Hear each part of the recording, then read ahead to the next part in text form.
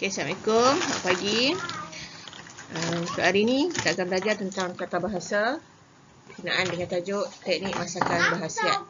Okay, kamu rujuk buku teks halaman 39. Okay, objektif pelajaran hari ini adalah membina ayat pasif berdasarkan ayat yang dicetak berwarna dalam teks. Okay, baca dahulu teks ya. Baca maklumat. Puan Nurul dan jiran-jirannya menghadiri kursus masakan berkhasiat. Kemudian mereka bersama-sama mencuba setiap cara. Okay, gambar yang pertama ialah merebus.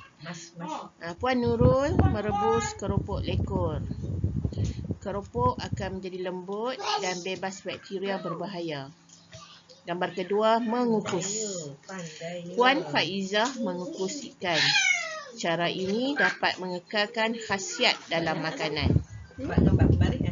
Gambar yang ketiga, memanggang. Puan Dayang memanggang daging.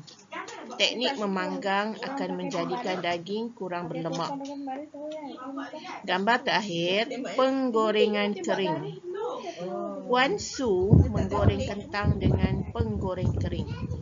Kaedah menggoreng ini mengurangkan penggunaan minyak dalam makanan. Okay, daripada gambar-gambar ini, kita kena cari dan kena pasti kata kerja. Dia dah bagi siap-siap lah kat kamu. Okey, merebus, mengukus, memanggang, menggoreng. Kita akan tukar kata kerja ini. Ini adalah kata kerja aktif. Kita akan tukar kata kerja aktif ini menjadi kata kerja pasif. Selepas itu, kamu akan bina ayat menggunakan kata kerja pasif.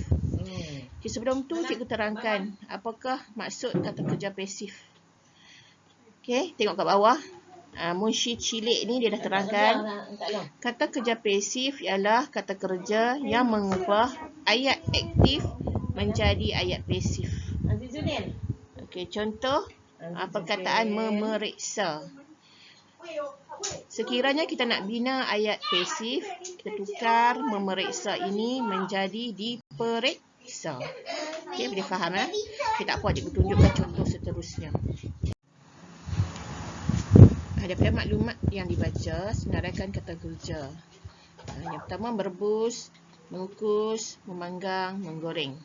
Okey, kita tukar kata kerja aktif ini kepada kata kerja pasif.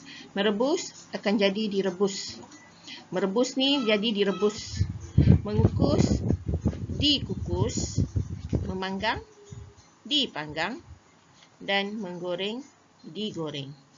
Nanti kamu akan gunakan kata kerja pasif ni direbus, dikukus, dipanggang, digoreng ni untuk bina semula ayat pasif. Cikgu tunjuk satu contoh.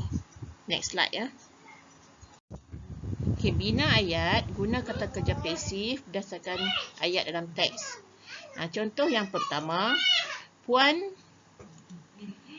Nurul merebus keropok lekor. Merebus jadi direbuskan. Jadi contoh ayat pasif, kita tukarlah dia terbalik. Keropok lekor direbus oleh Puan Nurul. Inilah ayat pasif, dah tukar dah kita guna. Kita guna perkataan, kita guna kata kerja pasif ni, direbus. Tadi kita tukar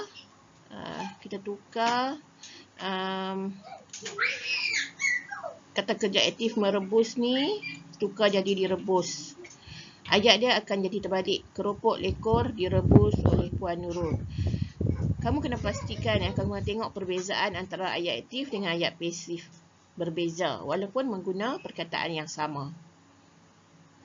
Okey, contoh seterusnya.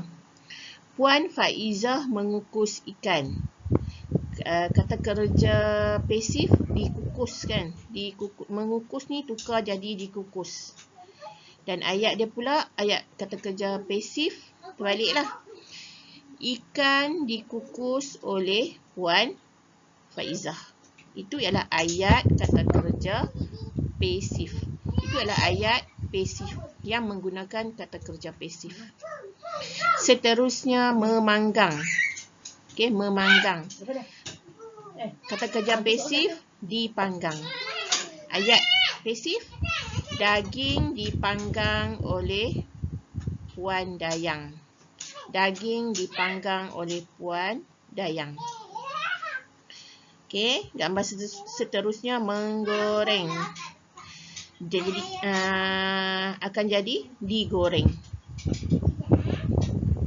Kentang digoreng Puan Su menggunakan penggoreng kering. Okey, itu contohnya. Boleh faham tak? Jadi, aku harap kamu faham.